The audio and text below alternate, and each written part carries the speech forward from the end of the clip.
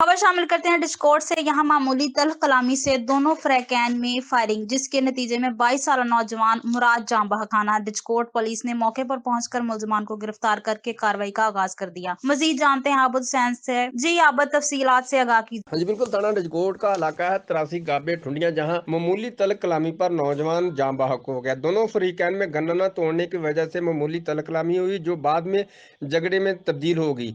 यासीन ने मुराद को गोली मार दी, जो शदीद जख्मी हो गया। रेस्क्यू 1122 और पुलिस मौका पर तो पहुंच गई।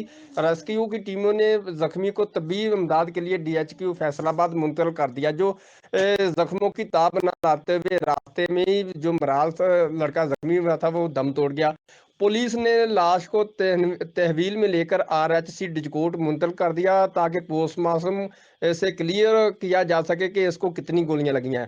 इसके अलावा थाना डिजकोट के SHO अफजल चीमा का कहना है कि हमने कुछ मुलजमान को पकड़ लिया और कुछ की तलाश अभी जारी है। बहुत जल्द तमाम मुलजमान को पकड़कर हवालात में बंद कर दिया जाएगा और जो लवाहकीन है उनके साथ पूरा इंसाफ किया जाएगा। जी।